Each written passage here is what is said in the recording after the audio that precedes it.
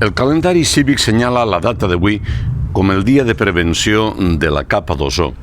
I és per això que convé reflexionar sobre la gran quantitat d'accions humanes que perjudiquen aquesta part de l'atmosfera que ens protegeix de radiacions no desitjables i ara mateix hi ha massa coses que no acabem de fer bé.